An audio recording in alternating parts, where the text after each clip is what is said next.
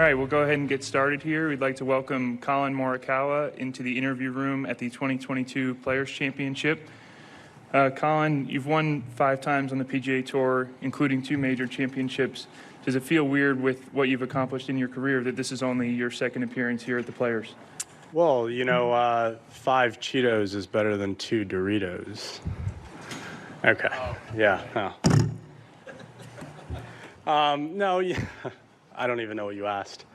Look, second time at the Players, it feels like I've been here forever. I feel like, even with what happened in COVID in 2020, I still did all my prep. Last year, obviously, I got 4 rounds in. I'd been here years before for the junior players, and there's just a lot of good memories. I think I played decently in junior players, but it feels like it's a course that kind of fits my eye and I feel comfortable with. I think a lot of guys can feel comfortable on this course, but you've got to come out here prepared and ready to play some really good golf. And thankfully, after LA, after a couple weeks off to get things dialed a little bit more, feels really good.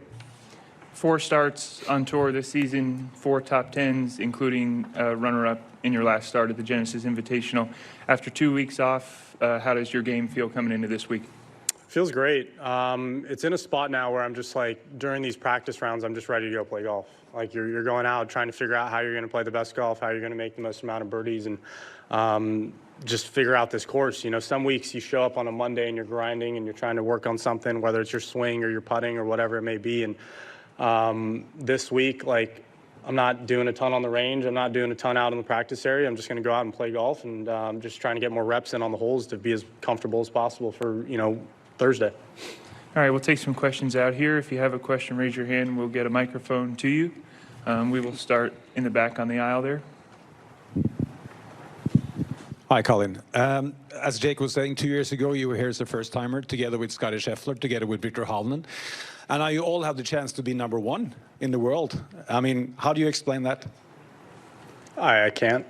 We all say it since day one. We all believed in ourselves. I mean, I go back to that press conference, Victor, Matt, and Justin Suh, we all had at Travelers. The 4 of us were sitting together, and I said the same thing. I'm going to say the same thing again, is we just truly believed in ourselves. And that's the #1 thing, is that you absolutely have to trust yourself that you can do it. And not just make it to the PGA Tour, not just make it to the top 100, top 50 in the world, but to be #1. And I think that just shows how good, the young guys are coming out, how good this kind of young pile is. Obviously, we've seen this, young group of Jordan Spieth and Justin Thomas and Ricky and Xander and, Cantley, kind of bunch that group together, right? And I think everyone's kind of bunching us together because we are, within a year or 2 apart. But from day one, I think it's just all belief that knowing that we'd get here, even if you asked us when we were 13, 14 years old, it was the same answer. Thanks. We'll go next to Dan Rappaport in the middle.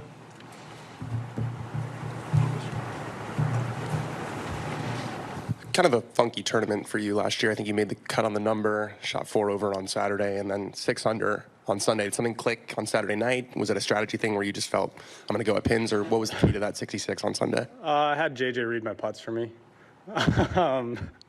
Yeah, it was, I think this was a week after concession, so my game felt really good. Obviously, it was still really new with the claw putting grip or the saw putting grip. And, it was just one of those weeks where, it wasn't clicking and couldn't put together a round. And the last day I had him come in for a couple reads, help me out with a little bit of grain.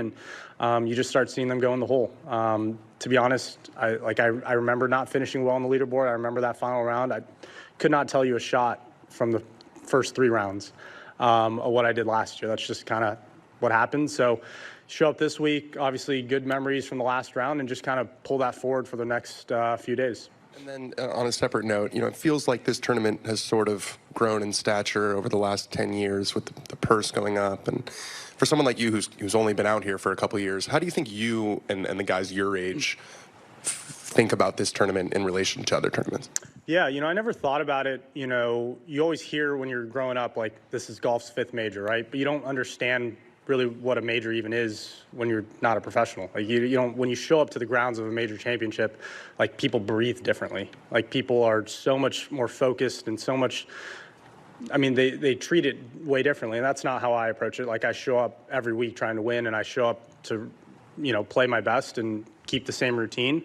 But you can tell when you step out here, like, guys are showing up a lot more on a Monday. Guys are showing up a lot earlier on a Tuesday. There's a lot more people out here because they're just putting in that extra little prep because they view this tournament that largely, right, as this big tournament. It's a players' tournament, and it's for us. It's for the PGA Tour players.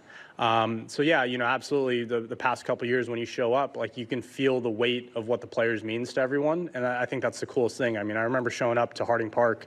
That was my second major, and there were no fans, and you could still tell that people were like walking on, ice, like knowing that this is what this week represents. And that's the same thing you feel this week, is that you see some guys out here. You just see more guys just like slowly taking their deep breaths because they understand what the players means. And, I think I've understood over the past couple of years what it would mean to me, hopefully to hoist a trophy one day.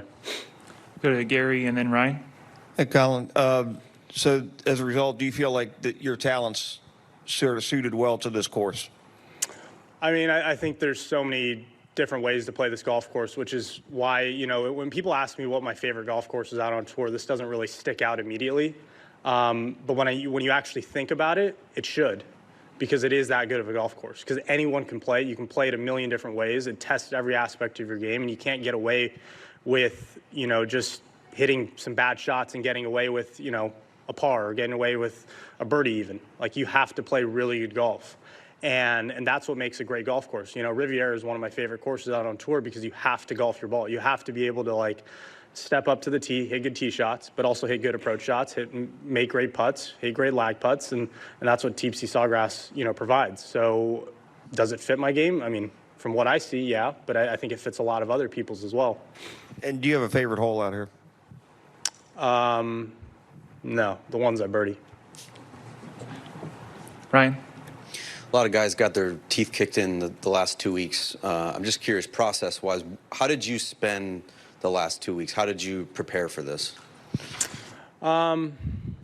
Just kind of, so I like to play a lot of golf, like, on the golf course. I don't really like to hit balls on the range, but when I do, or I take a little short practice, I just play the holes in my head. Like, that's how I've always grown up practicing. If I've played the golf course before, I'll literally step on the range, tee up driver like I would on one here, hit a pitching wedge 9-iron, and then go on the next hole. Then hit a draw 3-wood or draw driver, and then hit a 5-wood.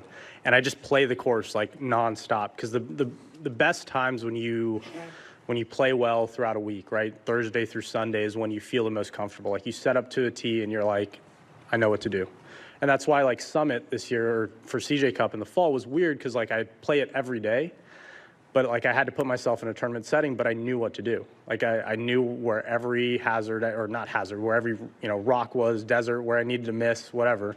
And it's just like, how do you make that every single week? And, it's time sometimes. Sorry, we'll go right here to Adam and then Doug. Colin, what do you think it is about your personality that allows you to breathe normally at these big events? I think I just understand, and I've grasped the nature of, where I am in life and what is important. And for me, it's winning, and I feel comfortable in that position. I mean, some people, you have to train yourself to be comfortable, and it's very trainable, right? But I just love being in those moments. Like, I love not necessarily the spotlight, and, like, if we had 1 million people in here, like, yeah, that'd be awkward. But, like, I love winning, and I love putting myself in contention, and you love, like, that's what you are, like, when you're a kid. Like, I always told my dad, like, oh, just one more shot. Like, let me just make one more. Like, even if it was basketball, like, forget about golf. Like, whatever it was just, let me stay out here one more time. Let me make that last shot. Let me do this one last thing. And that's just who I am. I don't know how it was implemented or, put in me or whatever it may be. But that's just who I am. I'm pretty calm, and I go out there and I just want to be in those situations. And I think that's when I thrive the most.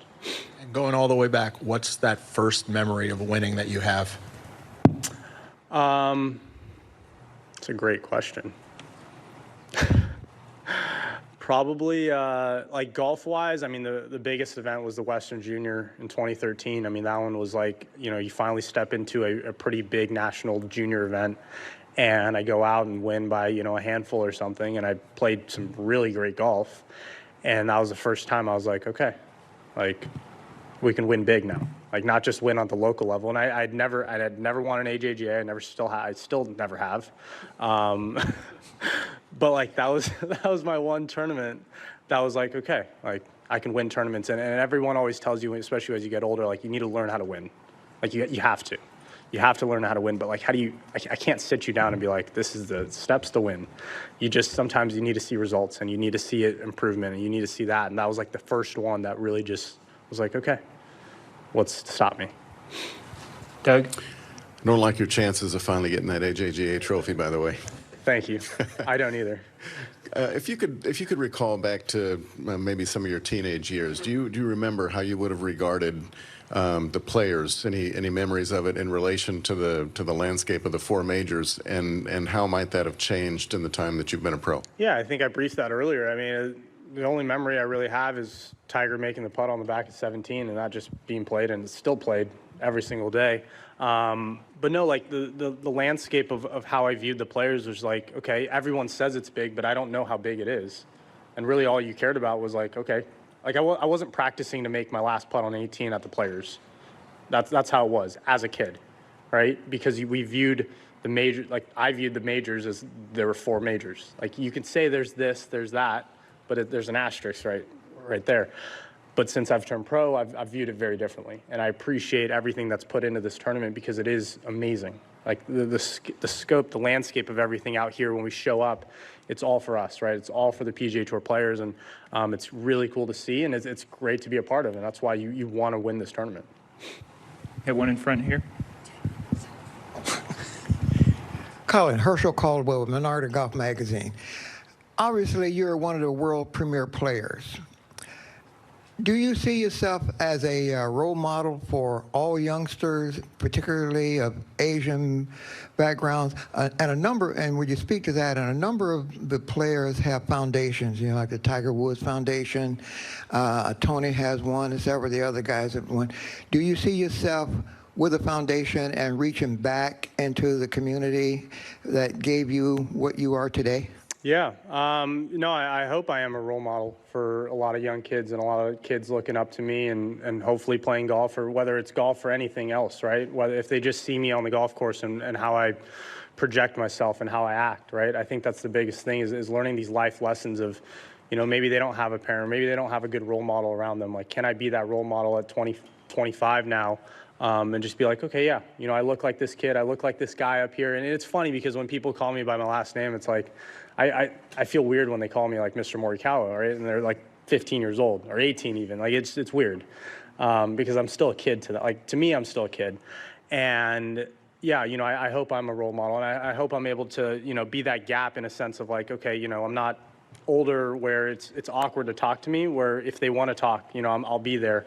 As of right now, I don't have a foundation because I think everything has come so quickly, and I don't like, and a foundation is the long-term goal, but I want to make sure I do it right, and I want to make sure I put the right things forward, and I'm, pushing all my efforts into what I believe in, not something just to say, I have a foundation today, let's go help out, because that's what every athlete or the big athletes have done in the past. Like, I'd rather help out and slowly understand every little point I want to give towards, and then create a foundation after that, if that makes sense. We'll go all the way to the right over here. Hi, Colin. Defend the race to Dubai. It's really a goal for you this year, or once you won last year, is less important for you? No, it's still important. I mean, I'm still a member of the DP World Tour, and I set myself a little back on the two starts I've had so far through the year, but there's still, the majors, there's still a couple events out there that I'm still going to add to the schedule. And yeah, I mean, look, people can complain or not, whatever, that I played, only so many events last year, but I played the minimum, and I was able to maximize the amount of minimum tournaments I had to play to win. So the biggest thing is that's how I have to do it if I want to play both tours, and especially when I want to play on the PGA tours, I've got to maximize how well I play in the minimum tournaments I play as well. So, is it nice to go over there and play those events? Absolutely. They treat us amazing. It's a great time over there. It's a great time for me to see the world and to travel and experience a lot of good food. But, you know, like we said earlier, I've played 4 events this year in the season, and I want to start adding a few more and just get into a little more of a rhythm. But absolutely, it is still a goal. We'll go back in the middle to Adam.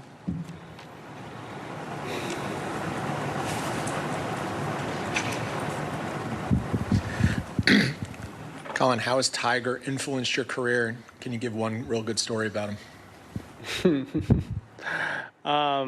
Yeah, he's everything, right? I grew up watching him. I wanted to compete against him. You wanted to be #1 in the world. I just wanted to meet him, right? I think that's every little kid's, even now, like kids that grow up playing golf, like you just want to meet Tiger Woods.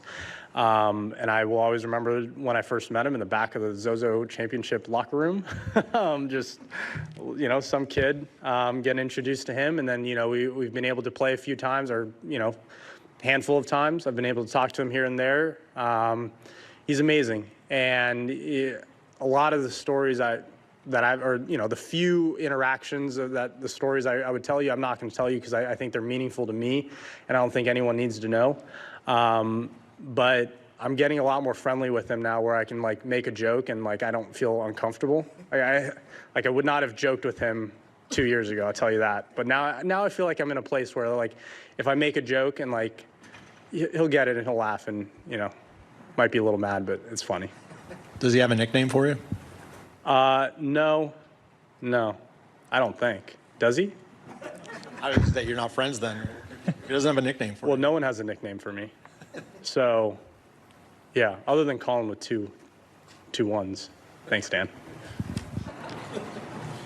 Any more questions for Colin? I guess I'm not friends with anyone.